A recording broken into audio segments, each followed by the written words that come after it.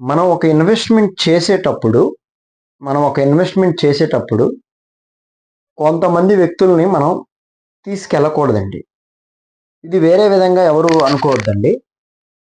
వాళ్ళ ఫ్యామిలీలో అమ్మ, నాన్న, బ్రదర్, సిస్టర్ అంతే. వీళ్ళ వరకే చూడాలి. అలా వైఫ్ పెళ్ళైతే.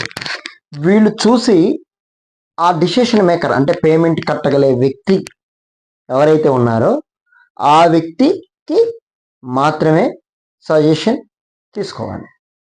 ఈ రియల్ ఎస్టేట్ కంపెనీలో ఎవరైతే ఎక్స్పర్ట్ ఉంటారో వాళ్ళు మీకు చెప్పి కాల్ చేసో లేకపోతే మామూలుగానో మిమ్మల్ని రీచ్ అయ్యి మీ దగ్గరికి వచ్చి డీటెయిల్స్ అన్ని డాక్యుమెంటేషన్ సంబంధించినవి, లింక్ డాక్యుమెంట్స్ సంబంధించినవి, లేఅవుట్కి సంబంధించినవి, అప్రూవల్ సంబంధించినవి టోటల్గా అన్ని ఎక్స్ప్లెయిన్ చేసిన తర్వాత మీరు సైట్ విజిట్కి వెళ్తే అక్కడ చూడాల్సిందల్లా ఆ ప్రైమరీ లొకేషన్స్లో ఏమేమి ఉన్నాయి మనం వెళ్ళి చూసుకోగలిగితే, మనం కారు ఉన్నప్పుడు కారు, బైక్ ఉంటే బైక్, ఎస్ఎస్లో మనం వెళ్ళి ఆ సైట్ని మనం చూసుకోగలమా అండ్ సజెషన్స్ తీసుకొని జాగ్రత్తగా విజిట్కి వెళ్ళాలి.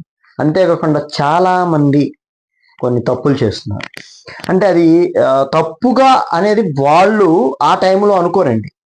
ఇది మేము ఎక్స్పీరియన్స్తో మేము చెప్తున్నాము. జనరల్గా ఆలోచన విధానం ఎలా ఉంటుందంటే, మన పక్కన బాబాయ్ గారు ఉన్నారు, లేకపోతే పక్కన వాళ్ళు ఉన్నారు, నైబర్స్ ఉన్నారు, ఫ్రెండ్స్ ఉన్నారు, తీసుకెళ్దాంలే సరదాగా చూద్దాము, నచ్చితే తీసుకుందాము లేకపోతే లేదు అనే ఉద్దేశంతో వస్తారు. బట్ వాళ్ళకి అంత అవగాహన ఉండదు కాబట్టి ఒక వ్యక్తి ఆస్తి కొనుక్కుంటున్నాడు అన్నప్పుడు ఆ వచ్చే వ్యక్తి కూడా ఆలోచన కూడా అలాగే ఉంటుంది. బట్ ఆయన కొన్ని అనివారణ కారణాల వల్ల ఆయన దగ్గర మనీ లేకపోవటమో, లేకపోతే ఇంకేదన్నా ప్రాబ్లం ఉండకపోవటమో, లేదా మంచి సజెషన్ ఇవ్వలేకపోవటమో జరుగుతుంది.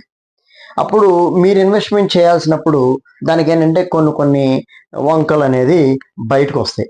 బంధువుల్లోనే బాగా మనకి తెలుస్తూ ఉంటుందండి. ఒక వ్యక్తి ఏదైనా వస్తువు కొనుక్కున్నప్పుడు ఆ వ్యక్తి కొనుక్కోలేనప్పుడు ఇది ఆటోమేటిక్గా మనసులో నుంచి వచ్చే ఇది నైజం, మానవ సమాజానికి ఇది నైజంగా ఉంటుంది. బట్ ఇది వేరే విధంగా అనుకోవద్దు. జనరల్గా జరిగేది నేను చెప్తున్నాను అంతే. అంటే ఒక వ్యక్తి ఆస్తి కొనుక్కున్నప్పుడు ఆటోమేటిక్గా ఆ వ్యక్తికి గ్యారంటీగా ఆలోచన విధానం మారిపోయి ఆ కొనే వ్యక్తికి ఇలాంటివన్నీ మనకు చెప్తూ ఉంటారు. అంటే సాకులు అంటారనమాట.